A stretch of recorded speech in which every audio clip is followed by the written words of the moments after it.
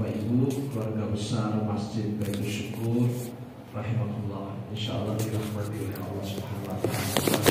Alhamdulillah, amin. Malam hari ini sehat walafiat. Amin. Saya mendapatkan pelajaran betapa hujan ini nikmat. Itu tahun 2006. Saya haji dari Ibu KPH Aisyah Surakarta. Waktu itu saya sebagai pembimbing. Nah, waktu itu kita punya pemtawif itu namanya Syafri Hasan. Kita butuh bis, dia yang sediain. Kita butuh snack, kalau sipitur dia yang sediain. Kita butuh kambing untuk dam, korban, dia yang siapin. Pokoknya palu gada lah. Apa yang lu minta gua ada. Nah, setelah kita selesai di Madinah Mekah, mau pulang itu Mas Syafri Hasan ini bilang begini, Ustadz, ya bos saya mau mengundang Ustadz untuk makan malam. Wah, kapan? Besok. Tapi jangan ngajak lebih dari satu orang gitu. Karena ini terbatas. Ya sudah gitu. Sehingga harus berdua. Nah, kemudian dijemput habis maghrib. Wah, kalau gitu saya sholat maghribnya di hotel aja, nggak di Masjidil Haram. Karena kalau di Masjidil Haram kan pulangnya jauh. Ya, benar, habis maghrib langsung dijemput itu. Tapi ternyata jemputnya itu pakai bis. Nah, saya, loh kok jemputnya pakai bis? Ini yang diundang banyak. Jadi ustadz-ustadz dari KBH, KBHA yang ikut menggunakan jasa kami. Oh, saya kira spesial saya gitu ya, kelas GR gitu ya.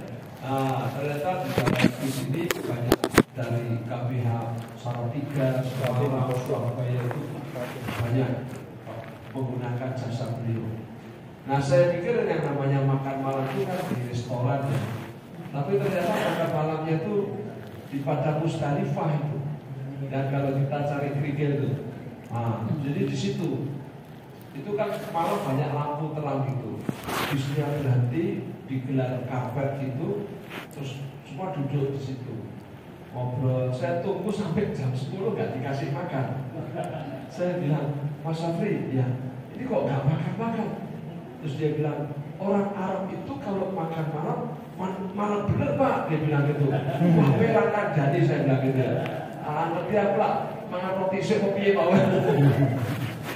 Ya sudah, akhirnya ngobrol-ngobrol.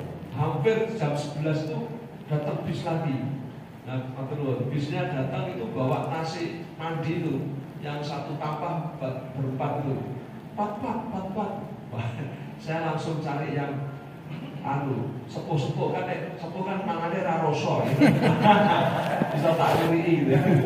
Wah, itu kambing. Pas mau makan, Pak, nggak tahunya itu langsung hujan.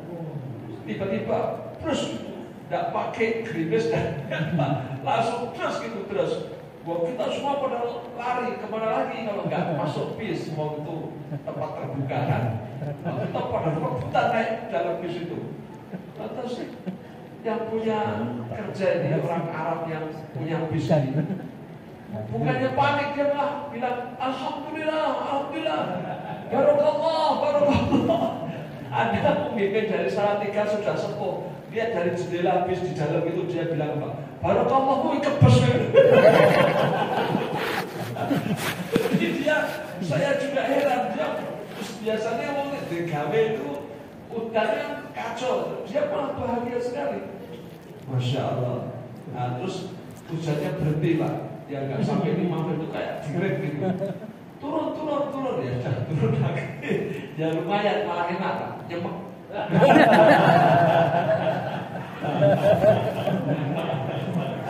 Masya Allah. Jadi saya akan kasih kambing nyemek ya. Ya, Masya Allah.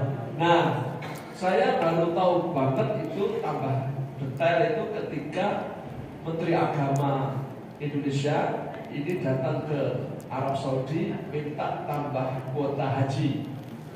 Waktu gondor Menteri Hajinya Arab Saudi itu derek di bandara, dia bilang begini, salam untuk Presiden Indonesia ya, dari pemerintah Arab Saudi, sampaikan kami cinta Indonesia seperti kami cinta hujan.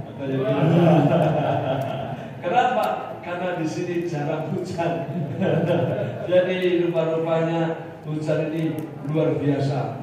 Ya, saya kira bukan hanya di Mekah termasuk di Indonesia. Saya kalau hujan terserah masalah dengan Mekah.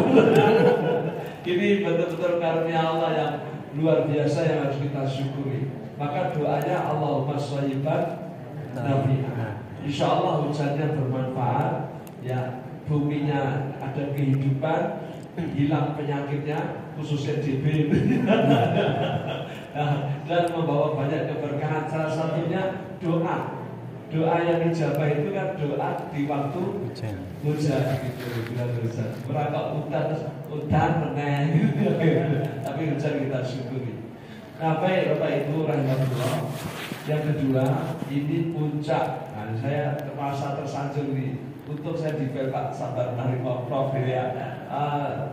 Puncak kegiatan Ramadan adalah pengajian halal bihalal malam ini. Jadi kebetulan malam ini sebetulnya sudah masuk bulan Zulqa'dah kan begitu ya. Karena syawalnya tadi kan gitu, maghrib sudah pindah. Nah Bapak Ibu, menarik, bulan Syawal itu disebut bulan haji, kan gitu. Bulan haji kan Syawal, Zulqa'dah, Zulhijjah. Nah, kita punya kegiatan yaitu syukur ini Ramadan Syawal, kan begitu. Puncaknya adalah malam ini. Nah, kemudian sekarang saya dengar tadi sudah persiapan beli sapi gitu ya. Sudah masuk Zulqa'dah, persiapan Zulhijjah. Padahal Zulqa'dah ini bukan hanya termasuk bulan haji, tapi Zulqa'dah termasuk salah satu dari 4 bulan suci. Itu kan gitu ya.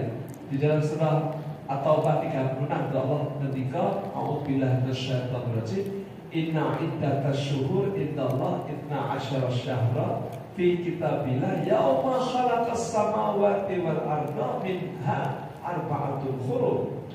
Sesungguhnya Allah menciptakan satu tahun itu 12 bulan. Dan ini ketetapan Allah ketika menciptakan langit dan bumi. Jadi waktu Allah menciptakan langit dan bumi, Allah langsung menciptakan waktu.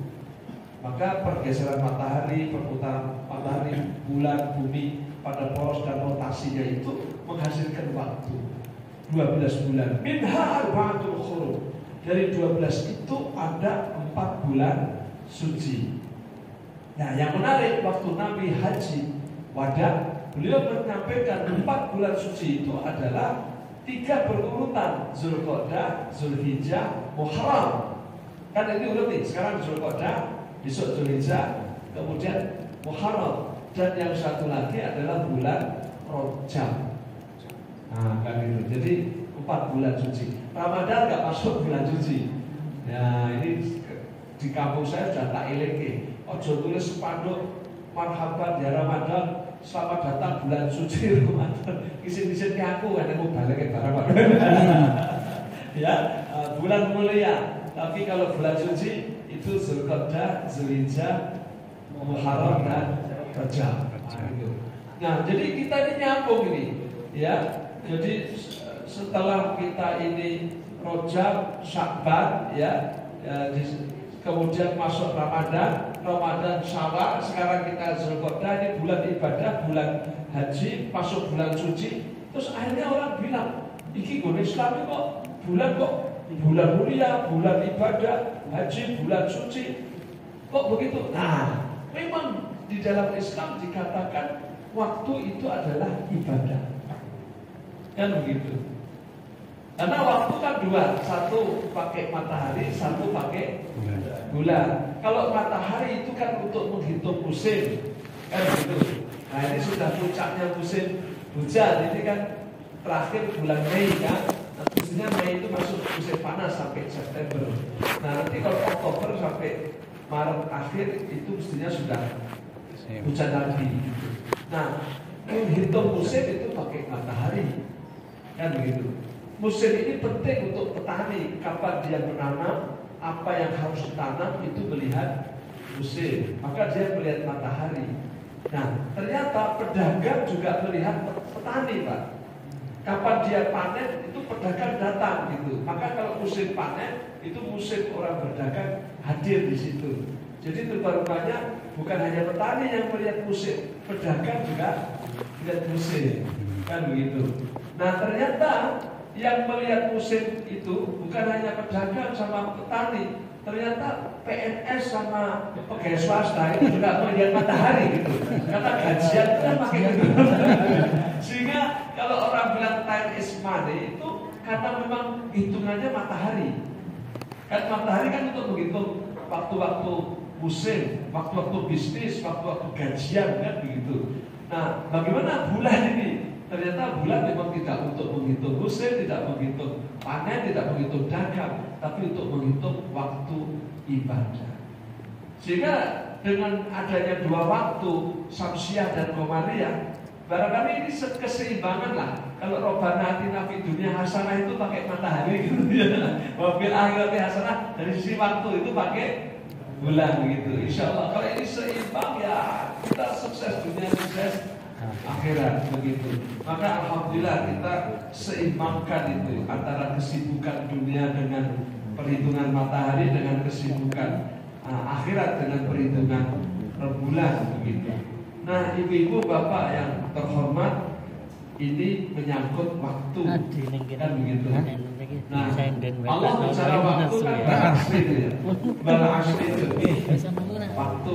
Asri itu kan kalau Hamka bilang ini asar, jadi seolah-olah Allah bilang, manusia, kamu sudah asar, bukan? Jadi jangan merasa masih subuh gitu. Sehingga kalau sudah merasa sudah asar itu sudah merasa ajal sudah dekat gitu. Maka Prof. Sabana itu sudah bikin makam supaya kita sadar kita ini sudah asar kan begitu. Karena kemarin itu saya punya jamaah di masjid saya Pak. Ini hari Rabu ya. Rabu kemarin itu saya ngisi pengajian. Saya kalau Rabu itu maghrib itu ada pengajian di musola tempat saya itu maghrib Isya. Itu dia datang duduk sebelah kanan saya gitu. Dia bilang, Pak saya habis umroh gitu. Kapan? Habis 3 hari yang lalu pulang. Alhamdulillah. Cerita. Lah kok kemisnya meninggal? Coba Masya Allah kan, Pak sabar ini jangan deket-deket saya gitu. Saya itu kaget. Ya Allah, lah kok kemarin kan datang tadi malam saya bilang di masjid. Iya Om, dia sholat asar aja di masjid kok. Tadi pulang asar mandiin istrinya kebetulan stroke gitu. Habis mandiin istrinya selesai, dia mau mandi sendiri, baru ngambil anduk meninggal. Dibawa ke Pustati, dokternya bilang ini sudah nggak ada, bawa balik aja gitu. Allah Akbar, ini dah ngerti umur ya. Ya Allah, padahal sehat. Ya, jadi oleh karena itu ya wal asli demi waktu. Innal insan lafi khusr. Semua manusia rugi. Ketika Allah bilang rugi itu bukan rugi dunia tapi rugi akhirat. Yang namanya rugi akhirat itu maksudnya neraka gitu. Jadi lafi khusr itu sungguh manusia kamu semua masuk neraka, gampangnya gitu. Gak ada yang masuk surga. Ada siapa? Ilah kecuali. Nah, kalau ada kata kecuali itu biasanya jumlahnya sedikit. Kan begitu. Sedikit. Semua di sini harus diam kecuali mubalik. Berarti kan saya tuh. Yang namanya kecualian itu mesti sedikit gitu ya kan gitu. Ilah siapa yang enggak rugi?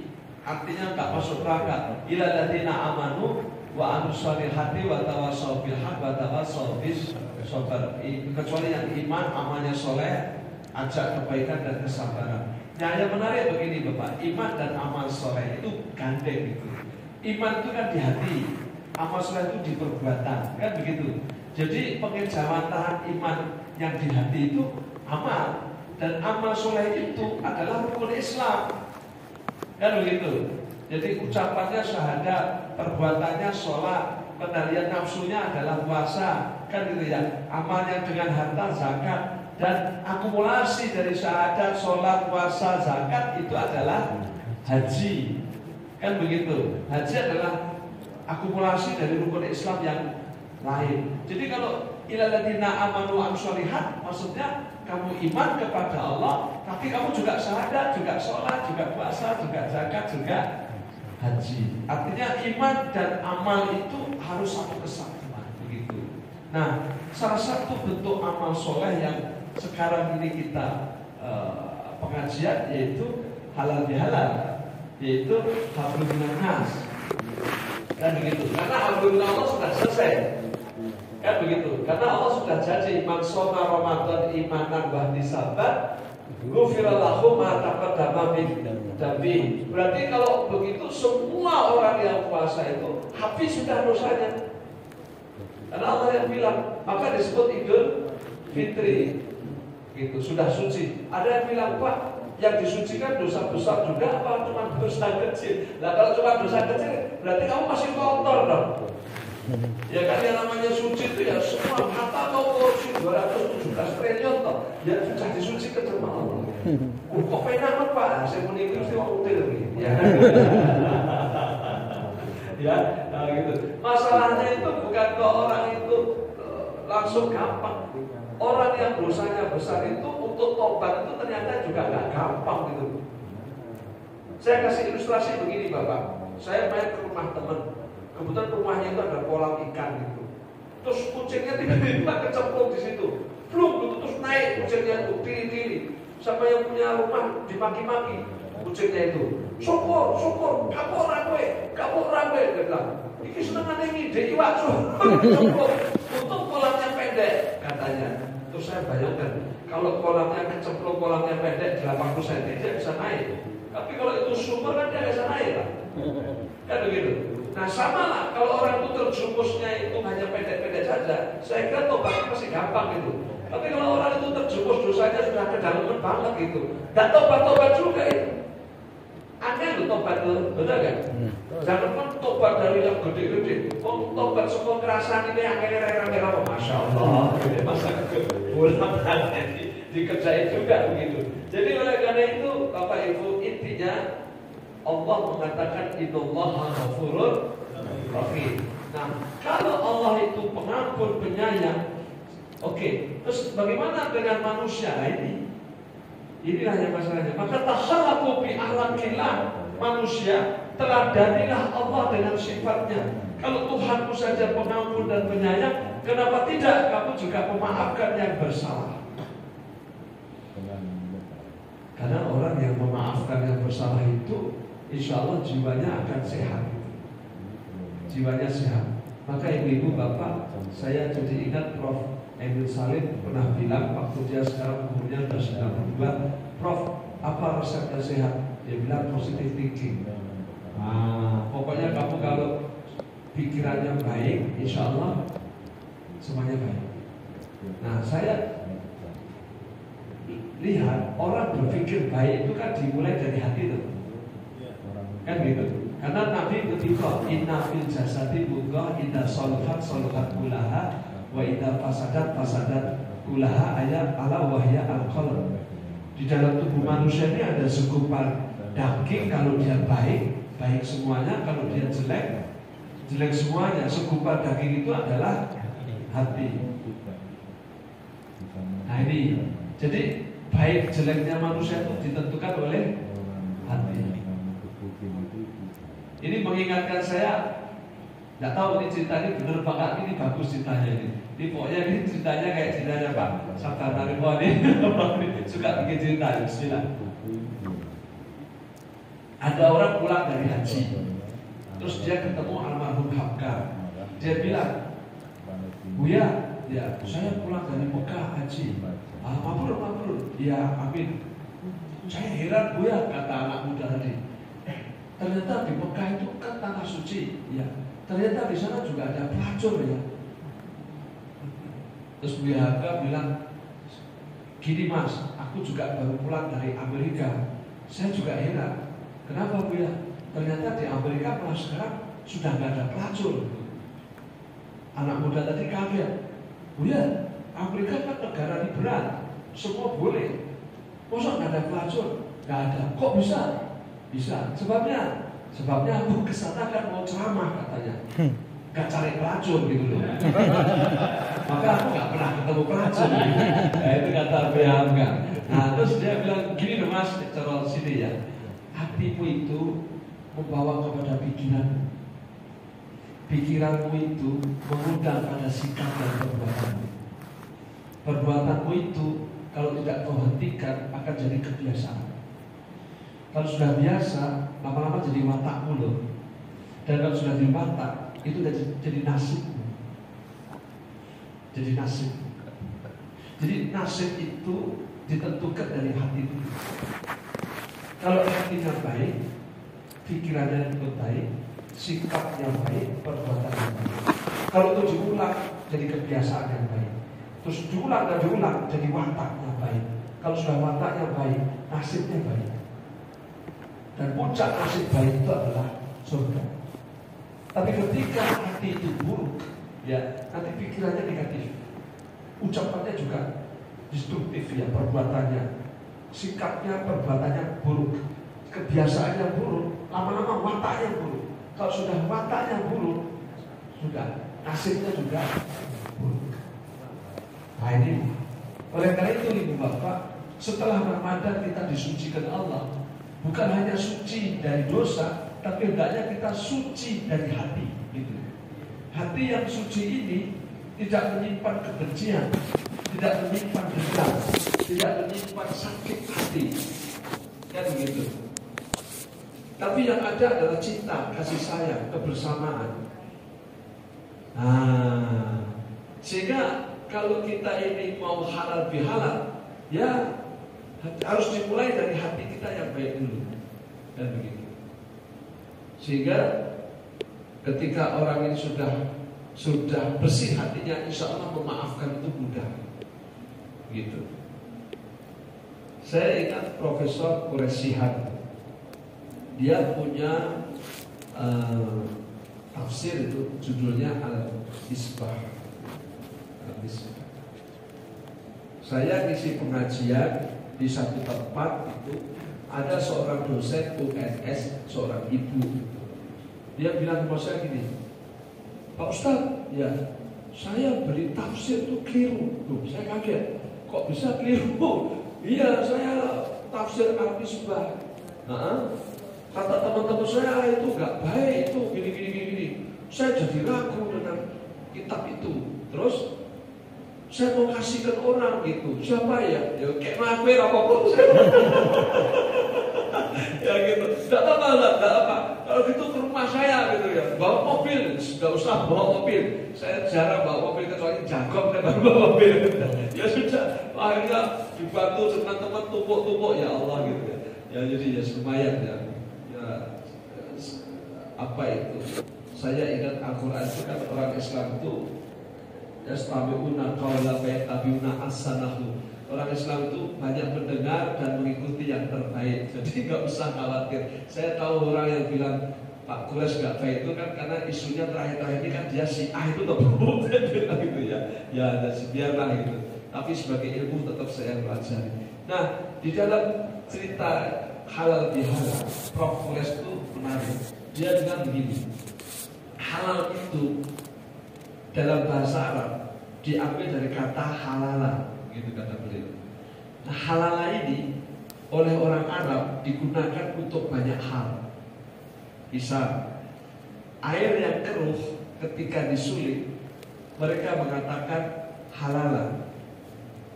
Jadi hata moya halala itu maksudnya airnya sudah jernih.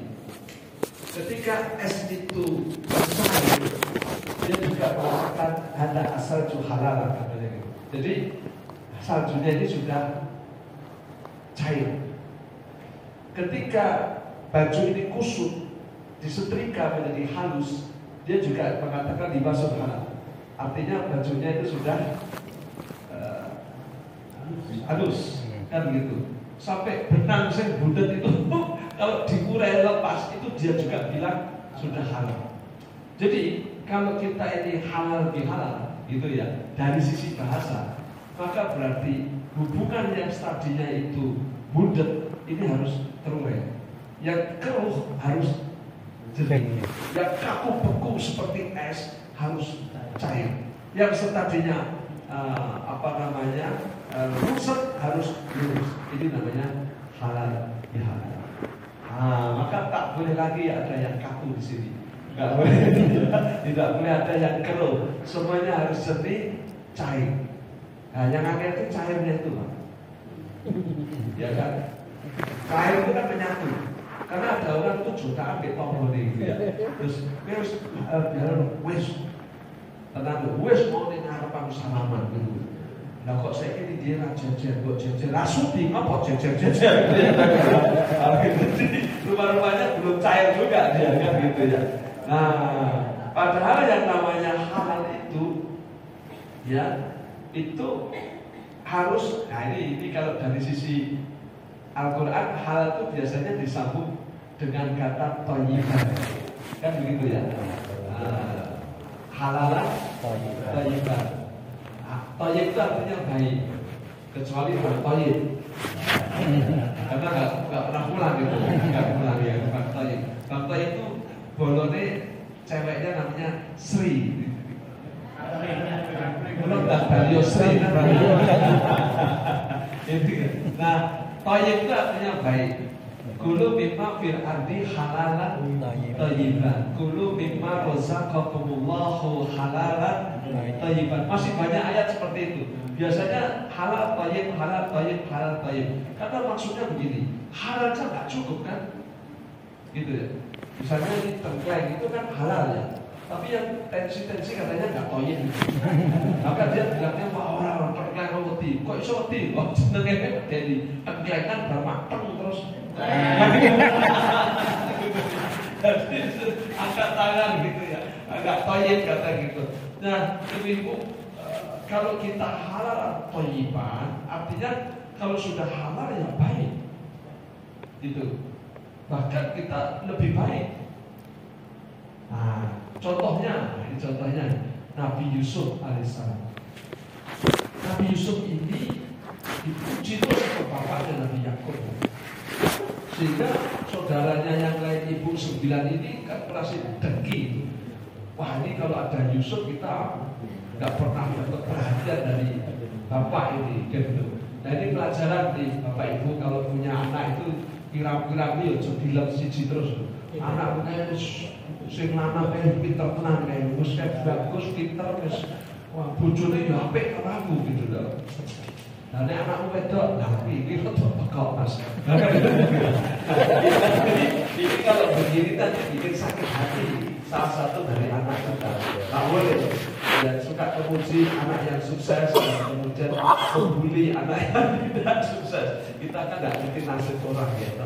Nah, itu rupa-rupanya terjadi pada Nabi Yusuf. Dia dibenci oleh kakak-kakaknya yang 9 dan disingkirkan begitu.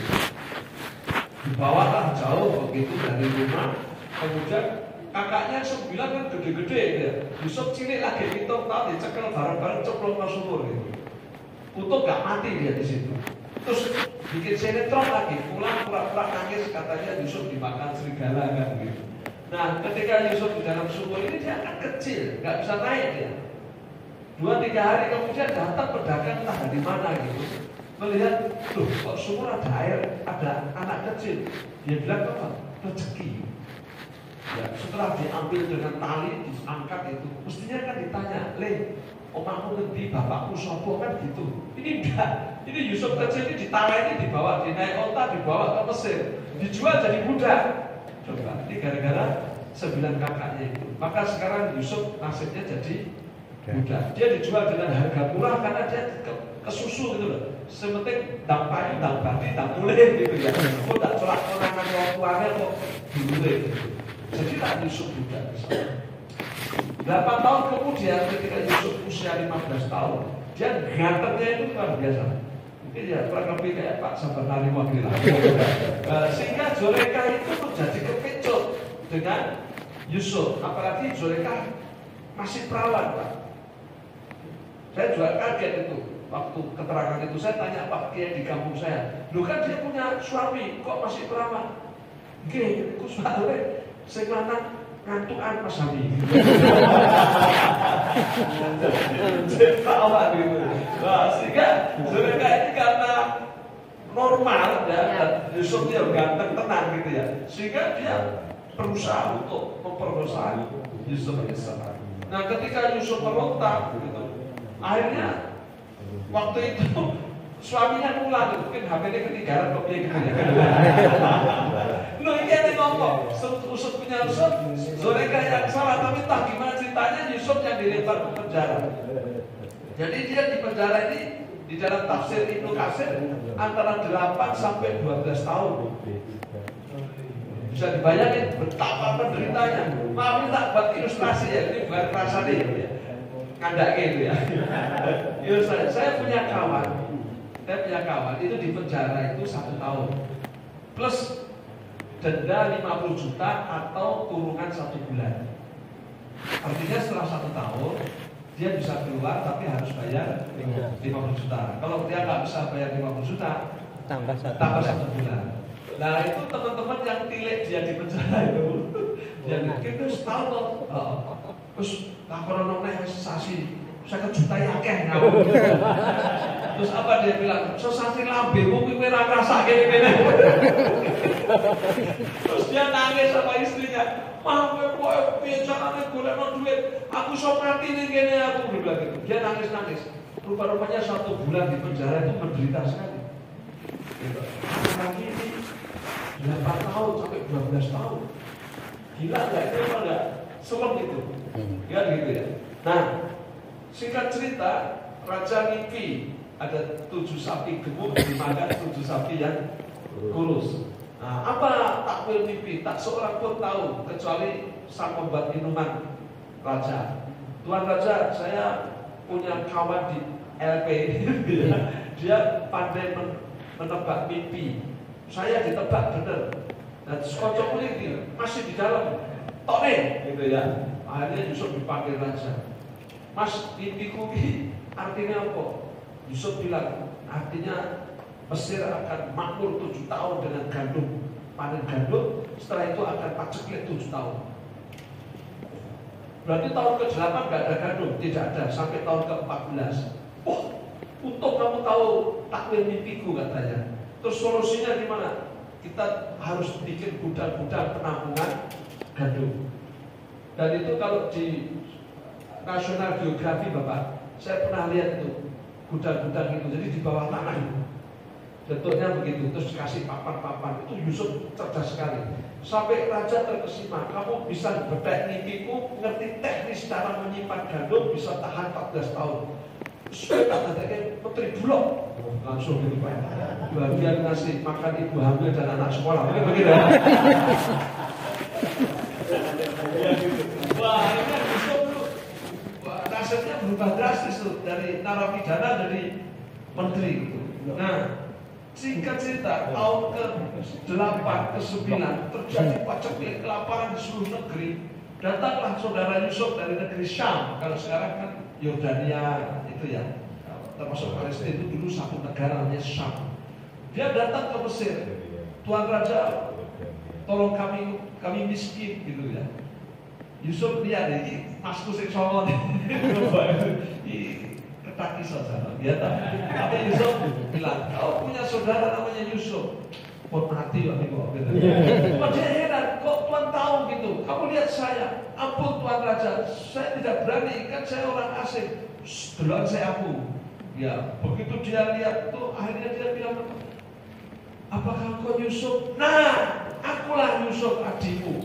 Wah, mereka langsung sujud di situ. Yusuf bilang, duren-duren roti-roti. Biar saya gitu ya. Kalimatnya Yusuf ini luar biasa dan itu disetujui dan diabadikan Allah dalam Al-Quran surah Yusuf ayat 92. Apa kata Yusuf? Qala, Yusuf berkata, la tadriba alaikum al-yawm yaghfirullahu lakum wa huwa arhamur rahimin. Bahasa bebasnya begini, hari ini tidak ada yang perlu dicela dari perbuatan kalian. Aku berdoa semoga Allah mengampuni dosa-dosamu. Ketahuilah Allah Maha Pengampun lagi Maha Penyayang. Coba. Ini enggak, kalau enggak kualitasnya jamaah Baitul Syukur raiso. Ya. Wis iki ngomong, andong kraton, ora omong gitu ya. La tadriba beliau. Tidak ada yang perlu dicela untuk kalian di hari ini. Gak ada yang tercela. Padahal sangat tercela, tapi gak ada. Coba. Yaghfirullahu lakum, aku berdoa semoga Allah mengampuni dosamu. Sudah tidak dicela, didoain lagi. Betul gak? Wallahu arhamur rahimin. Sungguh Allah Maha Pengasih lagi Maha Penyayang. Ini membuat saudaranya lega. Pasti aku diampuni oleh Allah dengan sebab keterangan Yusuf. Nah ini. Lantas Yusuf berkata, pengawal, wah pengawal yang panggil, beri mereka gandum sepenuh karung yang mereka bawa. Wih, sudah begitu masih dikasih gandum. Apalagi kata Yusuf, wahai kakakku, ya kau punya istri dan anak? Ada. Bawalah seluruh keluargamu. Aku cukupi sandang papan tanganmu di negeri ini. Coba bayangkan. Biasanya air susu dibalas dengan air tuba, tapi kali ini air tuba dibalas dengan air susu. Inilah halalan thayyiban. Ya, halalan thayyiban. Wah luar biasa. Kalau cuma baik sama orang baik itu standar, tapi baik sama orang yang pernah jahat itu luar biasa. Kenapa bisa? Karena memang dia baik. Sehingga biarlah orang itu nggak baik, tapi yang penting kita tetap baik.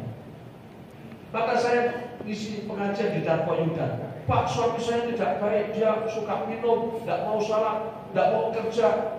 Nah terus dia tak kandani nyampleng. Gimana Pak? Saya minta cerai. Jangan. Saya bilang, kau tidak diminta pertanggungjawaban terhadap perbuatan suamimu.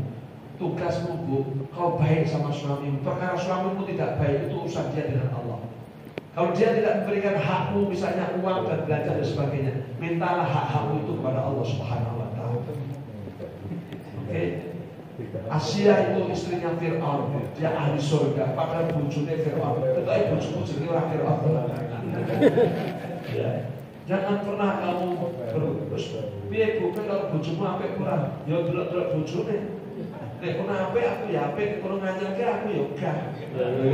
Apa dote kok wong sak donya lak padha aku kabeh. Apa ya? Ya kan. Enggak begitu. Baik itu terus. Kalau ibu ini baik-baik semua ya. Kan kelihatan wajah-wajah tanpa dosa itu begini ya. Nah, masih ada lagi. Yusuf. Besoknya Yusuf ini istilahnya Pak Jokowi berusuhan itu. Berarti dia ketemu sama Zulekha yang dulu masukin dia ke penjara. Zulekha ya, wah Zulekha sekarang keter loh, kes menteri ya dia tahu. Iya Pak, bojomu di mati so. Terus dia, oh janda ya, iya. Zulekha ya, aku cek Joko. Waduh. Apa gitu ya? Sudah kan mau menjadi istriku? Zulekha sampai pelongo itu lali pinjem. Jadi tenang morai gitu ya. Rambutnya jekrak gitu ya. Sudah kan ini salah enggak dia punya telinga yang benar ya. Lulu. Kok dulu enggak mau? Dulu haram kau punya suami. Sekarang halal kau janda. Jadi ini sinetron judulnya Kutunggu Candamu gitu ya. Maka dinikahilah Zulekha oleh Yusuf sebagai istri yang dicintai dan dimuliakan. Betul kan? Maka kalau orang jadi mantan itu kan didoa Allahumma alimna bainahuma kama alamta baina Yusuf dan Zulekha. Karena memang Yusuf dengan Zulekha sangat harmonis. Coba ini. Nek wong saiki langsung dino kepek bojo kaya ngono nang dapuran gitu ya. Aku wis sono nang ini. Maaf Bapak Ibu. Ketika ini kita mbok Jeko Yusuf malah dipaitu. Aku kira nabi. Beda.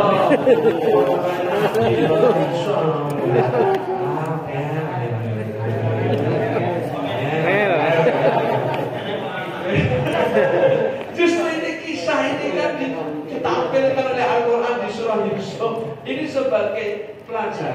itulah kita harusnya punya kepribadian, ya kan gitu. Harus berlapang hati. Halo, betul nggak? Tidak menyimpan dengki, tidak menyimpan benci. Kita bahagia. Kita bahagia. Saya kasih ilustrasi begini. Sering saya sampaikan ini supaya kita gampang. Di Pasar Kliwon, tempat saya itu kan Baluati, Bu. Itu ada sungai cuma satu, namanya Kalijenes. Tempatnya itu belakang rumah sakit Kostati itu. Nah, dulu saya SD suka main ke situ. Itu ada lele, ada belut, ya, ada yuyu, itu banyak.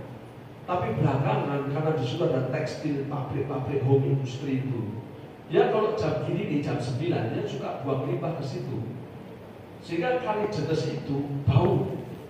Maka masyarakat Semanggi menyebutnya sekarang jadi Kali Kecing. Ya, anak-anak muda tahunya Kali Kecing, nggak tahu Kalijenes lagi. Nah, warnanya juga berubah, kadang coklat, kadang hitam. Ya, tergantung warna penter pabrik itu apa gitulah. Ikannya mati semua. Jadi itu kali sudah nggak ya. Maka kalau bapak ibu besok siang misalnya ke sana di belakang Kostati, kok melihat ada anak muda duduk mancing, nah itu positif wong edan. Karena ibaratnya mancing ya. Nah, yang menarik gini ibu, bapak, Kali Kecing ini limbah ini, air ini kan ke timur kan, sampai airnya ke laut.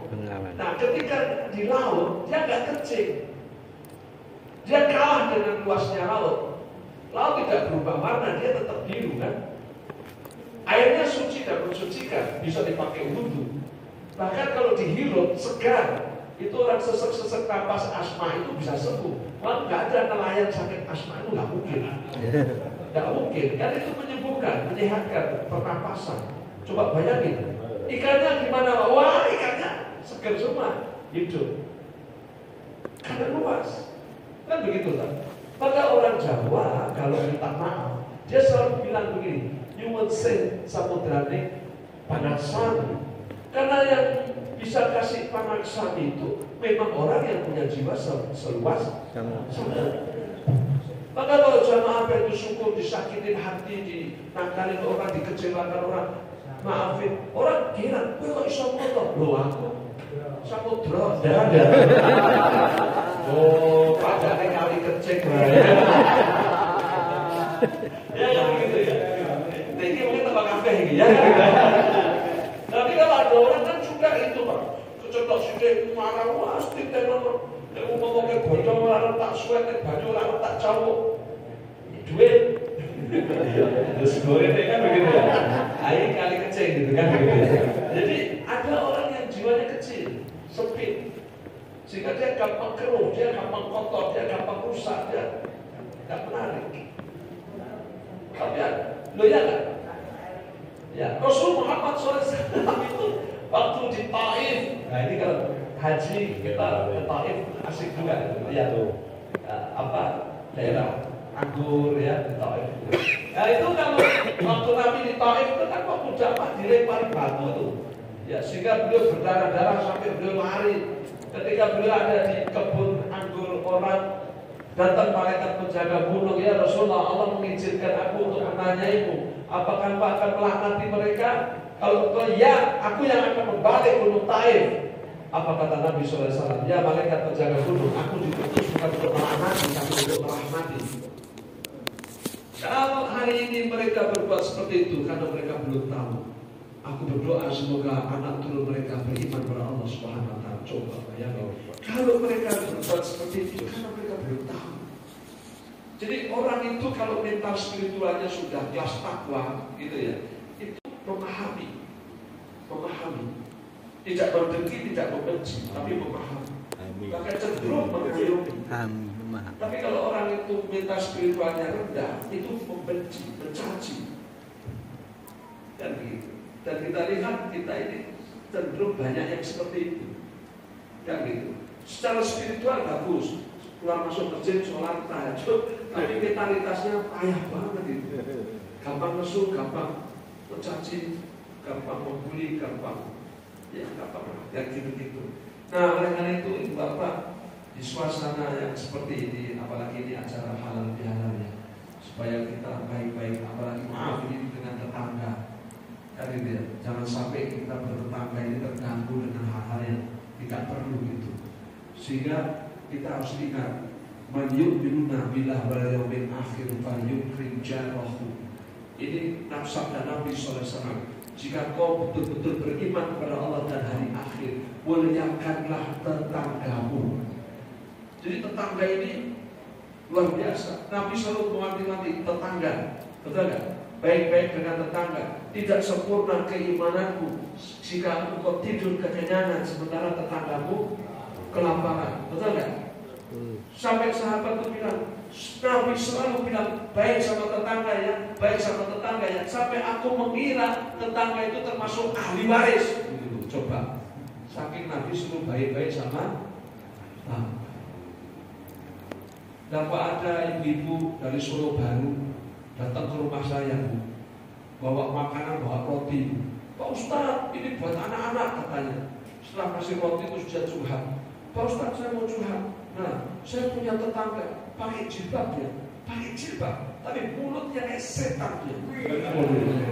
Maki aku, dia ngomong saya di mana-mana, di pengajian, di kampung, di RT. Aku bilang sama suamiku nggak mau ngurusi. Aku bilang sama PRT, katanya bukan urusan PRT. Gimana itu?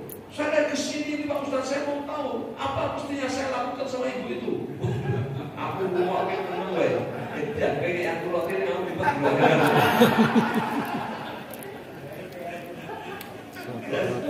Saya bilang, ibu pindah aja Bu rumahnya. Loh, kok saya yang pindah? Habis tetangga ibu setan kan berdiri ibu. Ya Insya Allah. Inilah ya, kita ini tidak akan hina karena perkataan orang. Kita tidak akan rendah karena perbuatan orang. Kita hanya rendah hina dengan perbuatan kita sendiri. Jadi ya abaikan saja. Kenapa harus bingung? Dia kan orang baik tidak akan pernah jadi jelek karena omongan orang. Dia akan tetap baik. Maka baik-baiklah dengan tetangga, muliakan mereka. Ya, siapapun, apalagi sesama Muslim. Innamal muslimun ikhwatan. Seorang Muslim dengan Muslim yang lain itu adalah bersaudara. Ini Bapak Ibu, monggo ini kita jadikan momentum untuk membangun kehidupan yang penuh kasih sayang dan kebersamaan, apalagi sesama masyarakat Muslim. Saat jamaah sisa dia di mana Masjid Baitul Syukur, insya Allah. Dan sudah 9 saya jadi ingat Allah ketika kulu wasrafu wa la tusrifu innallaha la yuhibbul musyrifin. Makan dan minumlah tapi jangan berlebih, karena Allah gak suka yang berlebih-lebihan. Jadi makan itu baik, tapi kalau berlebihan tidak baik. Minum baik, kalau berlebihan juga tidak baik. Ibadah itu baik, tapi kalau puasa nggak buka-buka nggak baik. Tahajud tidak tidur tidak baik, kan gitu ya. Ceramah itu juga baik. Ini rabar itu ya. Ya gitu ya. Sebaiknya kita ini ya cukup ini aja. Semoga Bapak Ibu sehat walafiat, sukses selalu insya Allah. Ya pokoknya kita usia tambah tua nggak apa-apa, tapi optimisme kegiatan kebaikan kita jangan berhenti. Teruslah jadi orang baik dan teruslah beraktivitas. Sebagai ilustrasi kecil lagi, ponakan saya 2 hari yang lalu datang.